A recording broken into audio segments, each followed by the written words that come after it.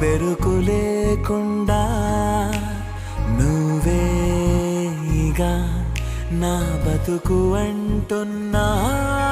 నా నిన్న నేడు రేపు కూర్చి నీకై పరిచయం